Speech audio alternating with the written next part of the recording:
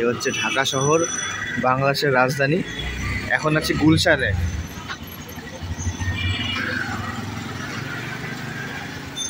এখানে আমরা আছি ভিতরে।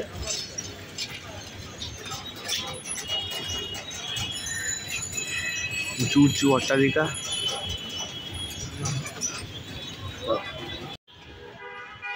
ঢাকা থেকে আপনাদের সবাইকে শুভ সকাল জানাচ্ছি। আমি সায়ন। ঢাকায় পৌঁছেছি গতকাল রাতে। পার্বতীপুর রেল স্টেশন থেকে ট্রেনের মাধ্যমে ঢাকায় আসা। জনবহুল ঢাকায় পথপ্রদর্শক হিসেবে আমাদের সাথে এসেছে আমার এক দাদাই আমাদের গাইড। কর্মসূত্রে আমার এক পিসা গুলশান 2-এ থাকেন। এই গুলশান 2-এই পিসার সাথে আমরা 3 জন রয়েছি।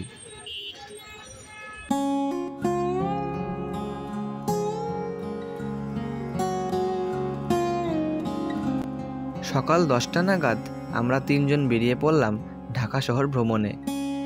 আজ এ পর্বে আপনারা দেখবেন বাংলাদেশ জাতীয় জাদুঘর। গুলশান 2-এর নাড্ডা বাজার থেকে বাসে উঠে পড়লাম। গন্তব্য বাংলাদেশ জাতীয় জাদুঘর। দূরত্ব মোটামুটি 12 কিলোমিটার।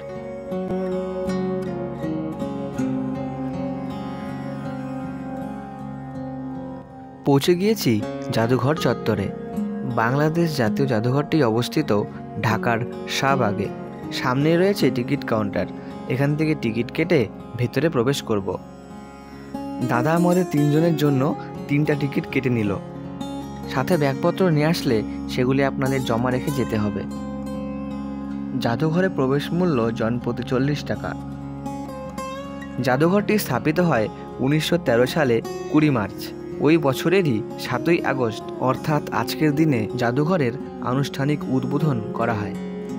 পরবর্তীতে 1983 সালে 17 নভেম্বর জাদুঘরটিকে বাংলাদেশ জাতীয় জাদুঘর রূপে স্বীকৃতি প্রদান করা হয়।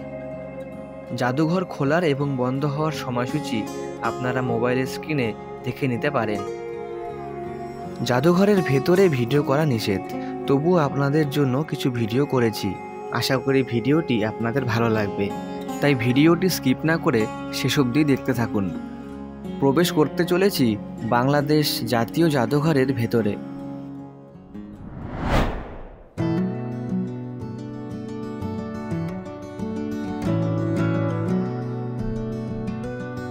এটি বাংলাদেশের ম্যাপ। আমরা এখন রয়েছি এখানে, আর দিনাজপুর ওদিকে। বাংলাদেশের যে কোনো প্রান্তই আপনারা এই ম্যাপে দেখতে পারবেন।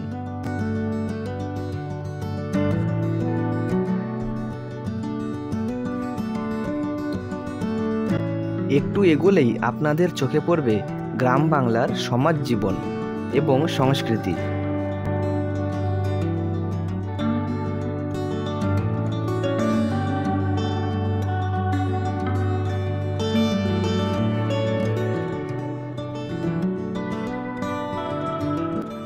এদিকে দুপাশে সুন্দরবনের প্রাকৃতিক পরিবেশ ফুটিয়ে তোলা হয়েছে।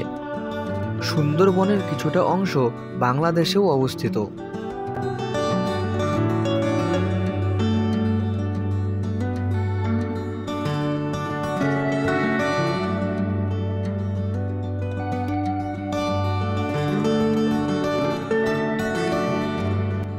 এগুলি প্রস্তরীভূত কাঠ।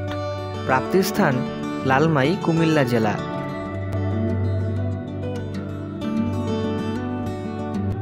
এদিকটায় রয়েছে বিভিন্ন প্রস্তর বা পাথরের অংশ, যেমন হেমাটাইট, কোয়ার্টজ।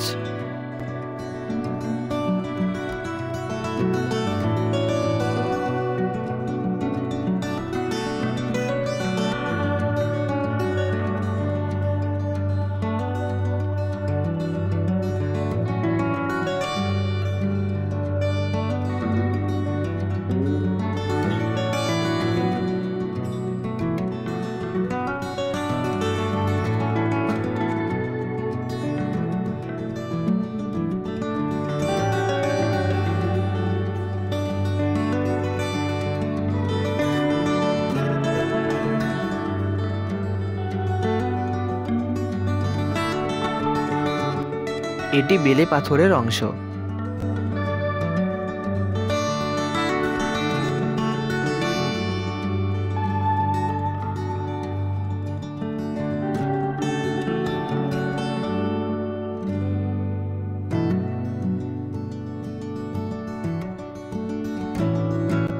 এটা ৪৪ ফুট দীর্ঘ বিশালাকার হামব্যাক তিমির কঙ্কাল।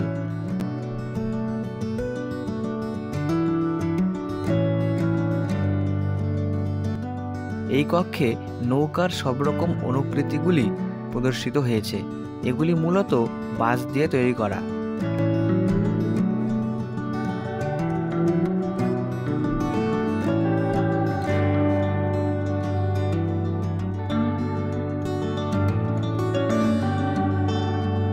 কয়েকজন ফরেনারও এসছেন জাদুঘর দর্শনে।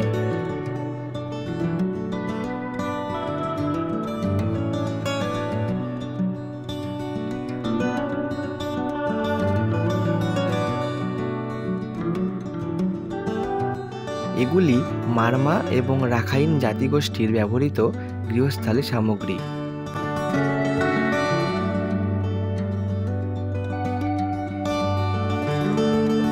পরবর্তী রুমে প্রদর্শিত হয়েছে পোড়ামাটির শিল্প।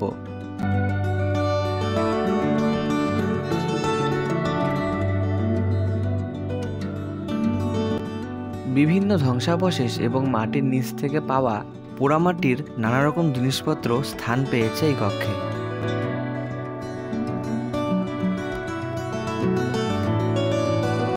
পরের কক্ষে আপনারা দেখতে পাবেন তামা, ব্রোঞ্জ ইত্যাদি ধাতু দ্বারা তৈরি বিভিন্ন দেবদেবীর মূর্তি।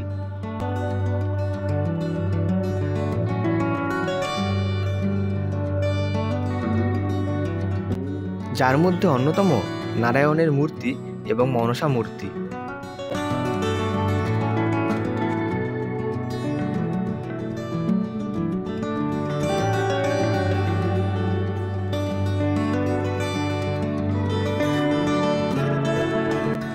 পরবর্তী কক্ষে আপনারা দেখতে পাবেন কালো পাথরের তৈরি বিভিন্ন মূর্তি।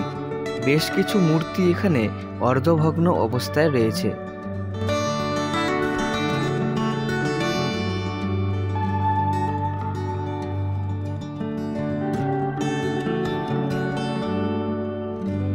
অন্যান্য বিভিন্ন মূর্তির পাশাপাশি চোখে পড়ল ধ্যানরত গৌতম বুদ্ধের মূর্তি।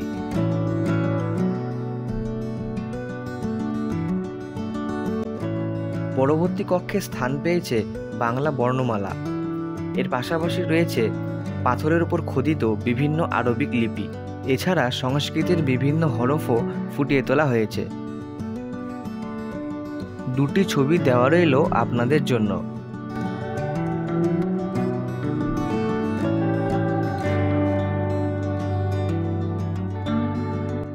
এই সিংহাসনটির বিশেষত্ব হচ্ছে এটি হাতির দাঁত দিয়ে তৈরি। এটি ব্যবহার করতেন দিনাজপুরের মহারাজা।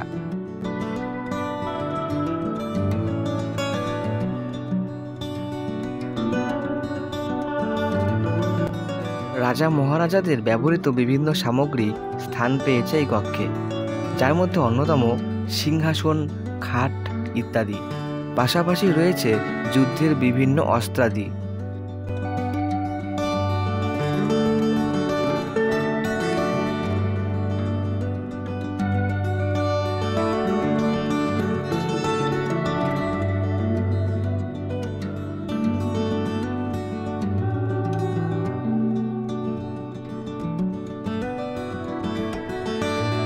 বিভিন্ন কবি ও সাহিত্যিকদের কালজয়ী সব সৃষ্টি সংরক্ষিত হয়েছে আলাদা একটি কক্ষে। তাদের জীবনের কিছু বৃত্তান্ত আপনারা এখানে পেয়ে যাবেন। সংগ্রহে স্থান পেয়েছে কবিগুরুর লেখা বিসর্জন, শেষ লেখা, গোড়া, ছিন্ন পত্রাবলী ইত্যাদি বিভিন্ন কাব্যগ্রন্থ এবং উপন্যাস।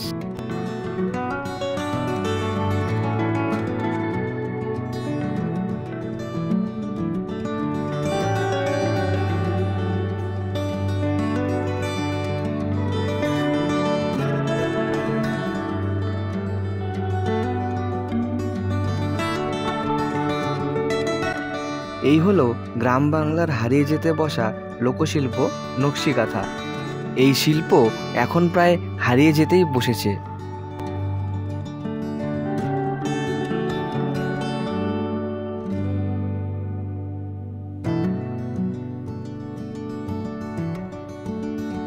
পরবর্তী কক্ষের সাথে জড়িয়ে আছে বাংলাদেশের স্বাধীনতা প্রাপ্তির ইতিহাস। বিভিন্ন ঐতিহাসিক ঘটনার ছবি সমেত বর্ণনা দেওয়া রয়েছে এখানে।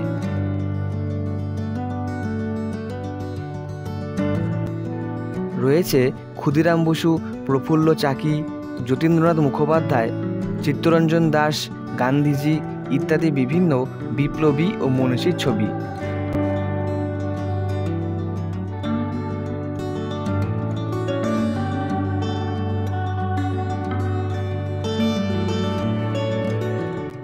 স্বাধীনতা সংগ্রামের স্মৃতি জুড়ে থাকা এই কক্ষের এক কোণে চোখে পড়ল পলাশীর যুদ্ধের বিভিন্ন ছবি এবং নবাব সিরাজউদ্দৌলা ব্যবহৃত কার্পেট।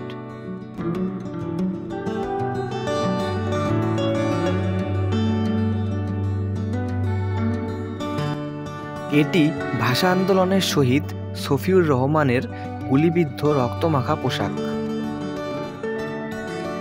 মুক্তিযুদ্ধের বিভিন্ন অধ্যায় আপনাদের চোখে পড়বে এই কক্ষে। কক্ষে রয়েছে বিভিন্ন আন্দোলন ও বিদ্রোহের ছবি। সংগ্রহে রয়েছে কিছু ভয়ানক ও বীভৎস ছবি। ইউটিউব গাইডলাইনের জন্য সেই ছবিগুলো আর এখানে দিলাম না। ভয়াবহ সেই ৭১-এর কথা এই ছবিগুলো দেখলেই অনেকটা আন্দাজ করা যায়।